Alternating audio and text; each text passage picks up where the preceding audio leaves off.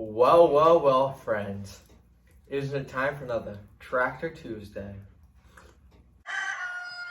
One small town New England family living out their adventures, one day at a time, sharing for the whole world to see. This is Build-A-Lot Acres. Please remember to like and subscribe if you enjoyed today's video.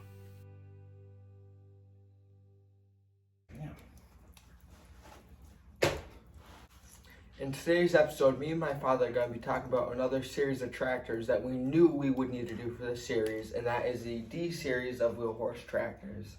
Stay tuned. Let's go back to the year 1971.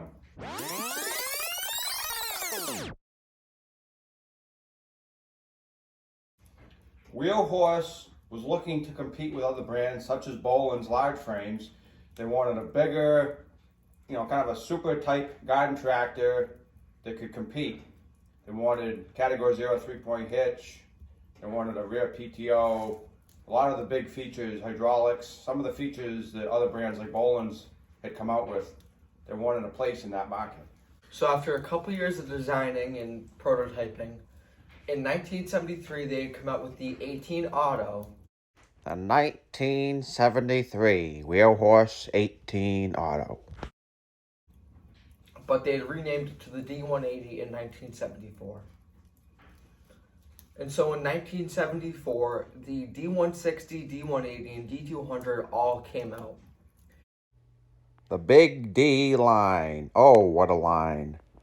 The D160, D180, and D200 Wheelhorse, 1974. The D160 was powered by a 16-horse Onan, the D180 was powered by an 18-horse Kohler, and the D200 was powered by a 20-horse Kohler. And they were all hydrostatic in this sort of production, so to speak. Yeah, so I would say, if you haven't seen these tractors, we're going to have pictures throughout the video to show you what we're talking about. But these tractors have a very unique look. They have a very square look. They almost look like little tanks. They don't have kind of the smoother lines of the Boland's large frames, at least in my opinion. If I'm going to be completely honest, they're one of the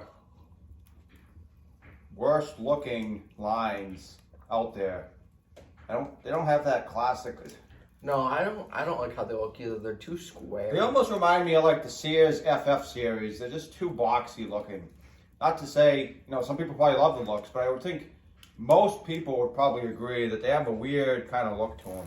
But it definitely was unique, and it's made them stand out from the rest of the pack. Now keep in mind, before these came out, the top dog Wheelhorse was the GT14.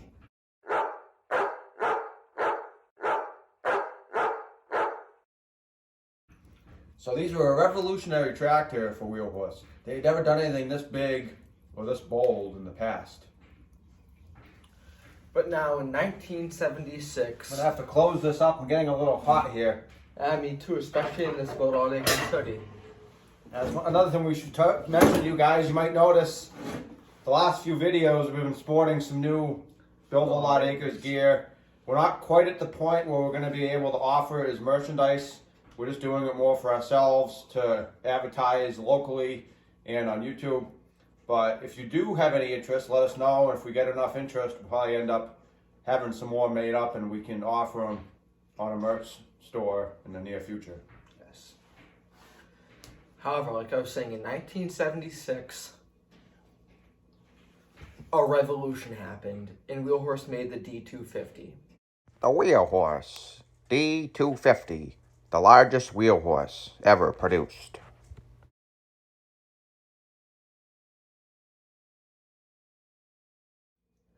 Now, it was said to have a 19.5 horsepower four-cylinder, right?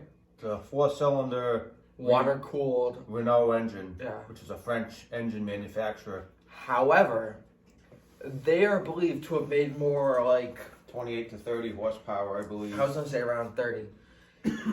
And with Boland's, they had just said that it only made... Well, no, this one was imported from Europe. That's why they had to do it.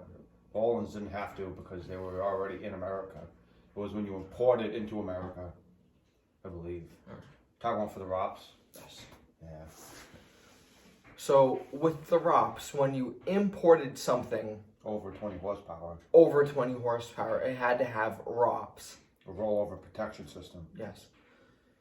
And so to try to get around this, Wheelhorse said, oh, it's 19 and a half, when it really had like 30 horsepower. Which is a interesting thing to note.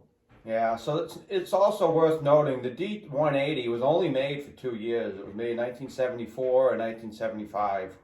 The other D-series continued on until the early 80s. My personal opinion is there was probably too close of a gap in size and horsepower. There's probably, I'm going to guess, a lot of people probably bought the D160. It was probably the cheapest because it was the smallest. And a lot of people probably bought the D200 because it was the largest of the Wheelhorse built D-series. So the D180 probably didn't sell as well when the other ones came out, so they decided just to make the other two. And then, like Brett said, in 1976 is when they contracted with a German company by the name of Gutbrod, and they came out with the D250, which was actually based in the Gutbrod 2500. Der Gutbrot 25. So it's a German-built tractor, rebranded Wheelhorse and painted with Wheelhorse colorings, and it had a French Renault engine. So there's really nothing American about the tractor, the D250, other than the Wheelhorse name. Which is kind of funny that, well, I know that as a kid I saw, oh, the D250, that was built the most American tractor out there. And then I learned it's French and German, that there is nothing about it other than the Wheelhorse name. But it is a very unique tractor. It has 8 forward gears, 2 reverse gears, has a 2-speed transaxle, has a differential lock. It's a huge tractor. It has a 55-inch wheelbase. It weighs 1,160 pounds. And it came with some pretty impressive implements. In addition to the Category 0 3-point hitch, you could also get a 59-inch snowplow. You could get a 48-inch snowblower, a 60-inch deck. I mean, there was a lot of cool things you could get for it. But it was definitely the standout of the D-series because it was so much different than the other 3. Yes, it was. That if you wanted a entry-level one, you would have gotten the 160. If you wanted something a little nicer, you would have gotten the 180 or the 200. And then if you want something absolutely wild, that's when you would have gone with the 250. Yeah. I don't know what the original price is. I can try to find out if I do find them out and locate them. I'll certainly post them on the screen, but I'm going to guess the 250 was substantially more expensive because of the importing, the additional capabilities, cost to produce, etc. So I'm going to guess they didn't sell nearly as many 250s as they did the other D-series. And even, going to tractor shows like Zagraze, if you haven't seen the Zagraze videos, please check them out. But we've seen a lot more of the smaller D-series than we do the 250s. Oh yeah, I've actually never seen a D250 in I think I've seen maybe one, but I've seen not countless, but I've probably seen at least 15 regular D-series, and I've seen a lot of them on Craigslist, Facebook Marketplace. Yeah, I was going to say that it's easily probably for like a 10 or 20 to 1 ratio of the amount of 160s and 200s you see in 250s. So like we said, they made the D160 from 74 to 81. They made the D180 in 74 and 75 only. They made the D200 from 74 till 82. They made the D250 from 76 to 82. And after the cease of the D-series in 82 was when they started coming out with the new top-of-the-line garden tractor for Wheelhorse would have been the C195. The Wheelhorse C195. Not quite a... Which was quite a bit different than the Wheelhorse D-series. I actually, this man, Ed, he lives on my road, and he has a C195. Yeah, the C195 had, just going off memory, I don't have any specs written down to look at, but I believe it had 27 by 9.5 by 15 rear tires. It had 16 by 6.5 or 7.5 by 8 fronts. It was much more sized as like a regular guide tractor. It was in the 700-800 pound range versus the D-series, which were much heavier, which we're going to get into right now. So I gave you the specs on the 250 as far as weight, size, all that. So the 200 series range from 875 pounds all the way up to 1,025 pounds. They all had a 50-inch wheelbase. They all had the same size implements, 56-inch snowplow, 48-inch deck, 48-inch snowblower.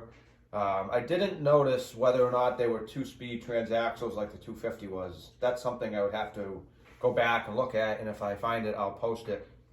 But it is worth noting, the D250 used different implements. They did not fit the other D-series. So if you get implements for a D250, they're only going to fit that tractor. And if you get them for the D-series, 160 to 200, they'll only fit those three. They won't fit the 250. So they're not interchangeable, which is not a surprise considering it was built by a German manufacturer. So, whereas the regular D-series had a 50-inch wheelbase, the D250 had an extra 5 inches at a 55-inch wheelbase. Where the regular D-series had a 56-inch snowplow, the D250 had a 59-inch snowplow. The biggest difference, though, is with the deck. While the regular D-series had a 48-inch deck, the D250 had a, for the time, revolutionary-sized deck of 60 inches, which for today is still huge. But back then, where most garden tractors were probably putting out, 42 inches for a deck? Yeah, average size garden tractors, I'd say, are more like 42 to 46.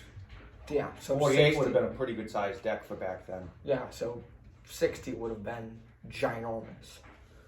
And then both blowers are 48 inches. Yeah, the D250 was, as far as I can tell, the largest Wheelhorse garden tractor ever produced. That includes the GT14, the C195, the 528 and the 520H. Tractors like the Toro 523 DXI.